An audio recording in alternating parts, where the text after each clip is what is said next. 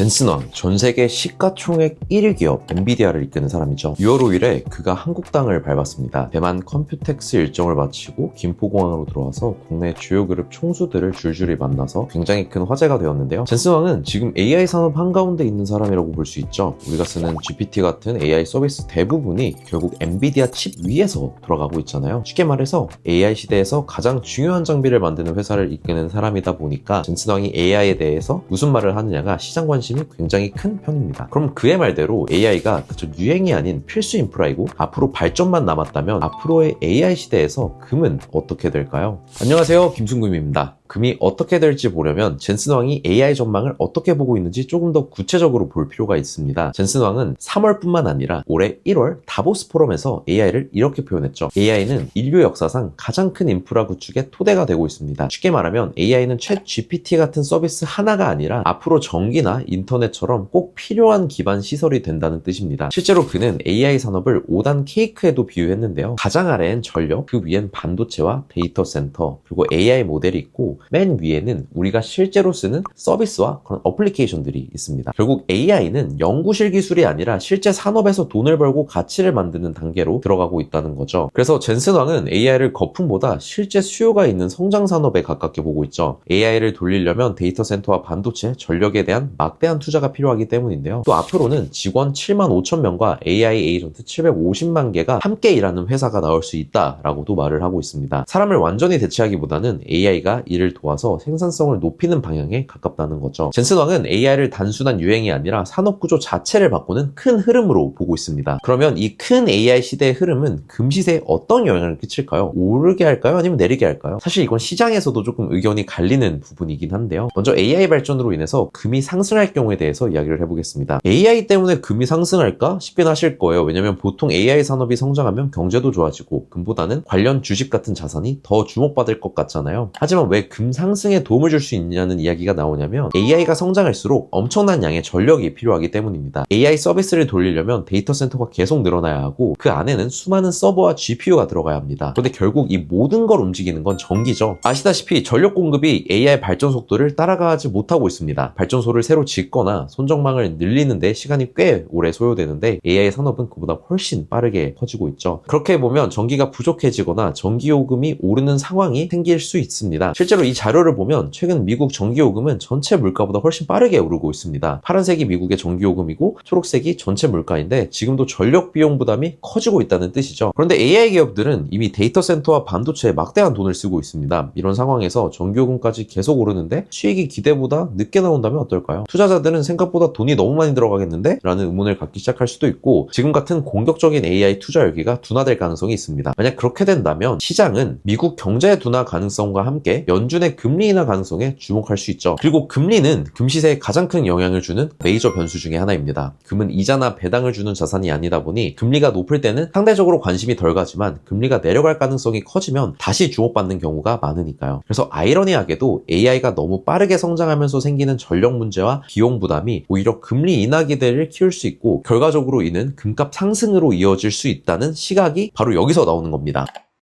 그럼 반대로 금이 하락하는 경우에 대해서 한번 이야기해 볼게요. 만약 젠슨 왕의 전망대로 AI가 전력 문제나 인프라 문제를 바로 극복하고 기업들이 기대하는 만큼의 생산성과 수익성을 만들어낸다면 어떨까요? 그 경우에는 오히려 금이 하락할 수도 있겠습니다. 왜냐면 AI가 단순히 새로운 기술에 그치는 게 아니라 기업들의 생산성을 크게 끌어올리는 도구가 될 수 있기 때문이죠. 예를 들어 같은 인원으로 더 많은 일을 처리하고 더 적은 비용으로 더 큰 수익을 낼 수 있게 된다면 기업 실적은 자연스럽게 좋아질 겁니다. 그러면 기업들은 다시 투자를 늘리고 데이터 센터나 새로운 사업에도 적극적으로 돈을 쓰기 시작하겠죠. 이는 경제에 좋은 영향을 끼칠 거고 많은 사람들이 AI 때문에 일자리가 줄어들 거라고 걱정하지만 젠슨 왕은 오히려 생산성이 높아질수록 새로운 산업과 일자리가 함께 늘어날 수 있다라고 강조하고 있습니다. 그런데 경제가 너무 잘 돌아가면 또 다른 문제가 생깁니다. 소비와 투자가 늘어나면서 물가가 다시 오를 수 있는 발판이 생기죠. 이렇게 되면 연준은 금리를 쉽게 내리기 어려워집니다. 원래 금리를 내리려면 경제가 둔화되거나 물가가 안정화가 돼야 되는데 경제 성장세 전환세와 소비가 계속 강하면 금리를 높은 수준으로 유지할 가능성이 커지는 거죠. 그리고 금리가 높을 때는 금보다는 미국 국채 같은 자산이 더 매력적으로 보이기 마련이고요. 안정적으로 이자를 받을 수 있기 때문이잖아요. 결국 앞으로 금시장에서 중요한 건 단순히 AI가 발전하느냐가 아니라고 생각합니다. 그 AI가 실제로 경제 성장과 기업 실적, 고용 물가를 얼마나 바꾸게 될지가 더 중요하다고 보는데요. 근데 결국 우리가 궁금한 건 그래서 오른다는 거야? 아니면 떨어진다는 거야? 이거잖아요. 물론 정답을 확실히 아는 사람은 없겠죠. 하지만 어느 쪽이 더 가능성이 높을지 정도는 과거 역사를 보면서 생각해 보실 수 있을 것 같습니다. 역사적으로 큰 경제 변화가 있었을 때 금은 어떻게 움직였을까요? 먼저 1980년대 전후를 살펴보겠습니다. 당시 세계 경제는 굉장히 혼란스러웠고 오일 쇼크와 인플레이션이 걷잡을 수 없이 좀 치솟고 있었죠. 여기에 냉전으로 인한 지정학적 긴장이 더해지면서 사람들은 경제와 금융 시스템에 대한 불안을 크게 느끼기 시작한 시기입니다. 이런 상황에서는 늘 비슷한 일이 벌어지죠. 물가가 계속 오를 것이라는 우려와 경제, 금융 시스템의 불안이 커질수록 안전한 자산을 찾기 시작합니다. 그 과정에서 금으로 자금이 많이 몰렸어요. 실제로 당시 금 시세는 매우 가파르게 상승을 하였습니다. 그런데 문제는 인플레이션이 계속 심해지고 있다는 점인데요. 물가가 통제되지 않자 당시 미국 연준 의장이었던 폴 볼커는 매우 강력한 조치를 꺼내들게 되었죠. 바로 금리를 무려 20% 가까이 올린 건데 말 그대로 인플레이션과의 전쟁을 선언했죠. 그러자 사람들이 굳이 금을 살 이유가 없어졌고 은행에 돈만 맡겨도 엄청난 이자를 받을 수 있잖아요. 결국 금값은 이후 오랜 기간 힘을 쓰지 못하고 긴 침체기에 접어들게 되었습니다. 흥미로운 건 약 30년 뒤에도 비슷한 상황이 다시 나타났다는 점인데 이번에는 2008년 글로벌 금융위기가 있었고요. 이어서 유럽 재정위기까지 터지면서 전 세계가 크게 흔들렸습니다. 이때 중앙은행들은 오히려 금리를 바닥까지 낮춰서 제로금리 수준으로 만들었죠. 그리고 시장에 돈이 돌게 하려고 국채를 사들이거나 망할 위기에 놓인 큰 기업들까지 돈을 빌려주면서 엄청나게 돈을 많이 풀었습니다. 쉽게 말하면 경제를 살리기 위해서 돈을 계속 찍어낸 거죠. 그러자 사람들은 이렇게 돈을 많이 풀면 돈의 가치가 떨어지는 거 아니야? 라고 생각하기 시작했고 다시 금으로 자금이 많이 몰렸습니다. 그래서 금 시세가 그 당시에 한 번 또 크게 반등을 했었죠. 하지만 이번에도 상승이 영원하진 않았고 시간이 지나면서 미국 경제가 조금씩 회복이 되고 기업 실적이 나아지면서 고용도 회복이 되고 시장에 대한 불안감이 점점점 줄어들었죠. 이랬을 때는 사람들이 다시 위험자산인 주식 같은 곳으로 자금을 많이 이동을 시켰고 연준이 언젠가는 금리를 정상할 거라는 기대감에 또다시 금보다는 달러나 주식 같은 것에 훨씬 더 큰 관심을 가지면서 금 시세가 한동안은 크게 오르지 못하고 횡보하는 구간이 있었습니다. 이 두 사례를 보면 공통점이 있죠. 경제가 불안하니까 물가가 급등할 때는 금값이 올랐고 반대로 경제가 안정되고 금리가 높아질 때는 금 시세가 힘을 받기 어려웠다는 점입니다. 그러니까 과거에는 금 시세를 움직이는 핵심 변수가 비교적 명확했습니다. 물가가 어떤지, 경제가 좋은지 나쁜지, 그리고 금리가 어디로 가는지가 가장 중요했습니다. 그런데 이제는 조금 복잡해졌죠. 기본적인 원리는 비슷하지만 AI는 새로운 변수라고 생각합니다. 왜냐면 AI는 단순한 새로운 기술이 아니라 경제 성장 방식 자체를 바꿀 가능성이 있는 큰 기술이죠. 결국 앞으로 금시장은 금리나 경기만 보는 시장이라기보다 AI가 실제 경제를 어떻게 바꾸고 있는지도 함께 살펴볼 필요가 있는 시장이 될 수 있다는 겁니다. 오늘 말씀드리고 싶은 건 지금 단계에서 AI 시대에서 금 시세가 무조건 오른다 혹은 반대로 이제 금은 끝났다 이렇게 단정하자는 얘기가 아니라 아직 AI가 실제 경제를 어디까지 바꿀지 완전히 확인된 단계가 아니라는 게 중요한 것 같습니다. 중요한 건 AI 기술 자체보다는 AI가 앞으로 고용과 기업 투자, 물가와 금리에 어떤 변화를 만드는지 함께 보는 것 같습니다. 결국 금 시세도 이런 경제 변화 속에서 움직일 가능성이 굉장히 크니까요. 앞으로 이 경제가 어떻게 물러갈지 그리고 그 변화 속에서 금은 어떤 모습을 보일지 함께 지켜보겠습니다. 저는 다음에도 시장의 큰 변화에 대해 이야기해드리러 올 테니까 그때 또 만나요. 지금까지 김순금이었습니다. 감사합니다.